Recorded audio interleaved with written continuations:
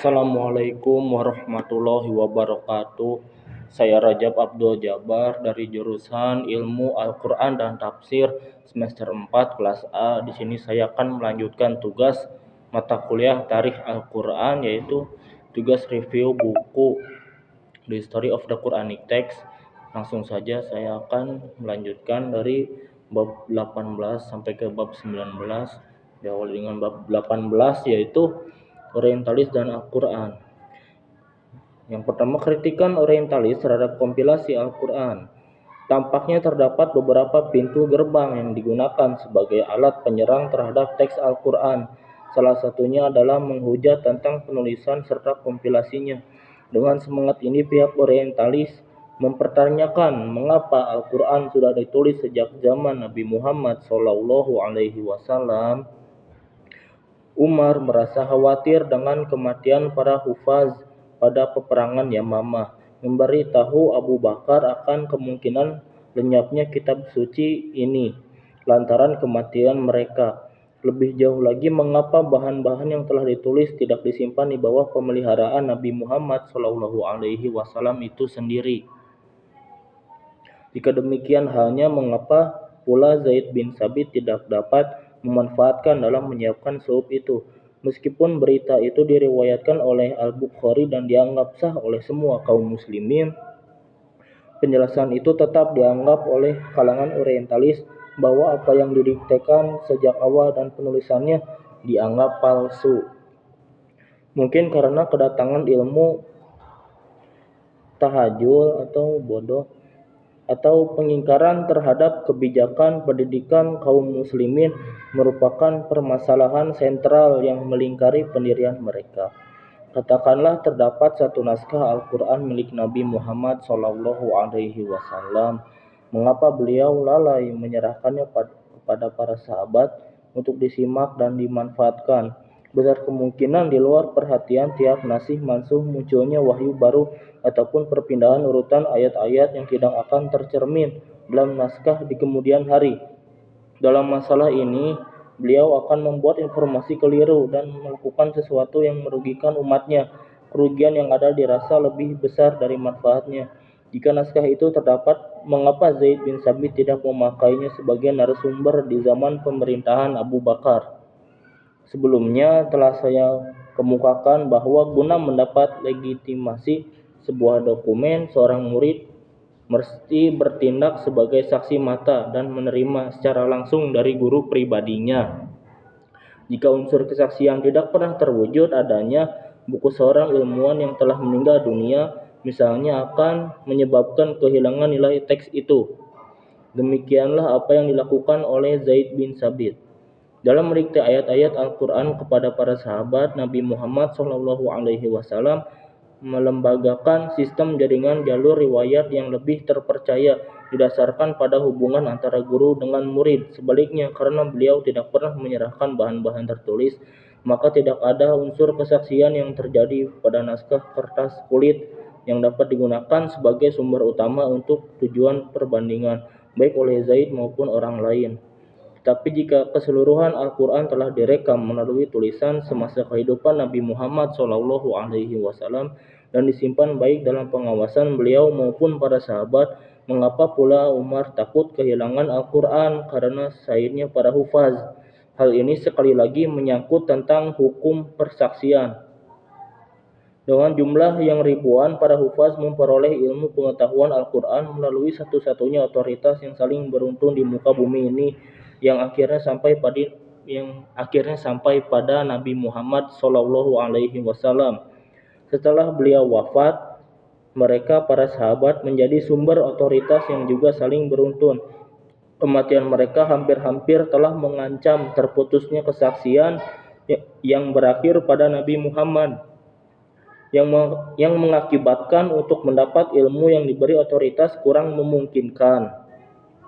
Demikian juga apabila mereka mencatat ayat-ayatnya menggunakan tulisan tangan, akan kehilangan nilai sama sekali karena pemiliknya sudah masuk ke liang lahat dan tidak dapat memberi pengesahan tentang kebenarannya.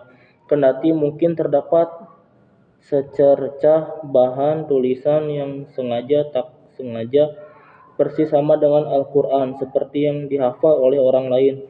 Selama masih terdapat saksi utama yang sesuai, ia akan menjadi paling tinggi, menempati urutan ketiga dari dokumen yang sah. Itulah sebabnya dalam membuat kompilasi suhuf, Abu Bakar bertahan pada pendiriannya bahwa setiap orang bukan saja mesti membawanya ayat, melainkan juga dua orang saksi guna membuktikan bahwa penyampaian bacaan itu datang langsung dari Nabi Muhammad Shallallahu Alaihi Wasallam. Kita temukan hukum kesaksian ini juga dihidupkan kembali di zaman pemerintahan Utsman. Ayat-ayat yang telah ditulis tetap terpelihara dalam rak-rak dan lemari simpanan, baik tanah Yamamah itu mengisap darah para hufaz ataupun tidak. Akan tetapi otoritas saksi yang merupakan poin paling penting dalam mementingkan keutuhan nilai sebuah dokumen, yang paling dijadikan titik sentral kekhawatirannya Umar.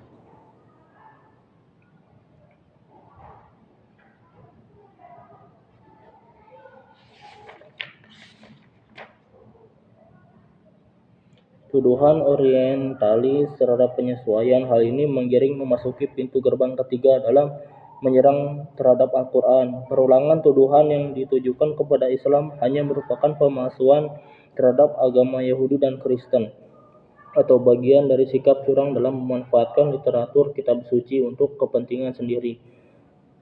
Wansbrough sebagai seorang penggagas tak tergoyahkan dalam pemikiran ini, tetap ngotot.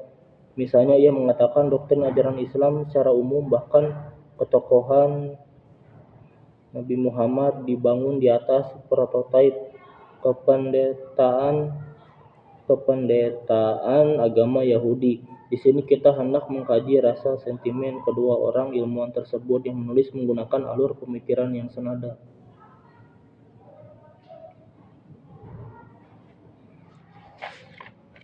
Langsung ke bab selanjutnya, bab 19, yaitu beberapa motivasi orientalis.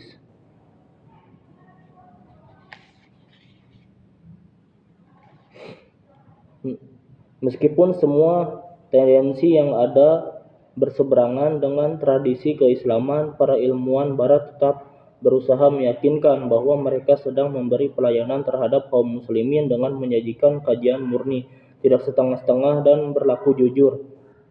Implikasinya adalah seorang ilmuwan muslim yang katanya dikelabui oleh keimanan tidak dapat memahami mana yang salah dan mana yang benar ketika menganalisis keyakinan mereka. Jika ini betul, sekurang-kurangnya kita mesti bersedia meneliti orientalisme dan kaitannya dengan kepercayaan dan prinsip yang dianut. Karena mengatakan satu kelompok bersikap memihak tidak semestinya dapat menjamin bahwa kelompok lain lebih objektif. Meneliti akar orientalisme menghendaki studi yang mendalam tentang masalah-masalah politik dulu dan hari ini guna menyingkap beberapa pandangan yang melingkari motivasi mereka, sehingga para pembaca dapat mengukur kajian barat terhadap Al-Quran sebagaimana mestinya. Yang pertama, subbab pertama yaitu menggunakan analogi Yahudi. Sebelum membicarakan orientalisme, buku ini akan menyangkut satu pertanyaan dengan menggunakan analogi. Dalam pandangan Yahudi, dapatkah seorang ilmuwan yang antisemitisme dikatakan tidak memihak ketika mengkaji dokumen mereka seperti Perjanjian Lama atau gulungan kertas laut mati, Dead Sea Scrolls? Apapun keputusan yang diberikan, baik positif maupun negatif, hendaknya juga diterapkan pada kalangan orientalis yang seharusnya berlaku jujur saat melakukan pembedahan terhadap ajaran Islam. Solidaritas sebuah karya antisemit. Friedrich Delitzsch, seorang ilmuwan Kristen dan salah seorang pendiri Assyriologi, berasal dari kalangan tradisi keilmuan Perjanjian Lama yang hebat, di mana ia sendiri sedikit berbau darah Yahudi. Namun demikian, pandangannya terhadap Perjanjian Lama betul-betul sinis. Perjanjian Lama penuh dengan berbagai penipuan, benar-benar amburadul serta mengelirukan. tidak diterima oleh akal sehat. Figur-figur tokoh yang tak dapat dipercaya, termasuk kronologi biblikal, benar-benar merupakan demonstrasi kepalsuan yang bersimpang siur, kerja ulang yang menggelikan, revisi dan transposisi, campuran anakronisme, penjelasan yang saling kontradiktif, dan cerita berjubel yang tiada akhir. Penemuan-penemuan tanpa bukti sejarah, legenda, dan dongeng rakyat yang secara singkat merupakan sebuah buku penuh kebohongan, baik disengaja maupun tidak. Sebagian adalah penipuan sendiri, buku yang sangat berbahaya dan siapa yang membaca harus siaga dengan sikap ekstra hati-hati. Walaupun dikecam sebagai antisemit, Daly tetap berulang kali menolaknya. Tetapi melihat beberapa ulasannya, contohnya yang mana ia menyebut orang Yahudi sebagai bahaya yang mengerikan di mana orang-orang Jerman perlu diberi peringatan, tudingan sebagai antisemit itu tampaknya cukup beralasan. Di antara karya Daly mengenai Perjanjian Lama, Die große Täuschung, John Break menyimpulkan, amat jarang Perjanjian Lama dituding sebagai penyalahgunaan yang lebih dahsyat dari buku ini. Benar-benar merupakan buku yang sangat jelek, saya harus katakan sebagai buku yang menderita sakit. Menunjukkan sikap memusuhi secara terang-terangan terhadap Perjanjian Lama dan hasrat yang kuat ingin memutus hubungan dengan agama Kristen. Daly setelah menulis dengan nada sinis yang merendahkan buku dan popularitas namanya semakin dipertanyakan karena sikap antipati terhadap Semitisme.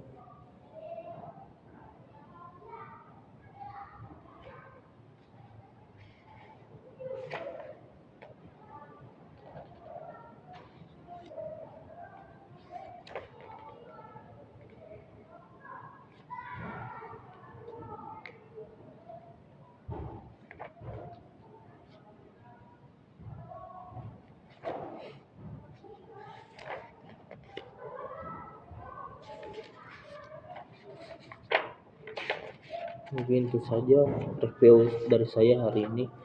Kurang lebihnya mohon maaf. Wassalamualaikum warahmatullahi wabarakatuh.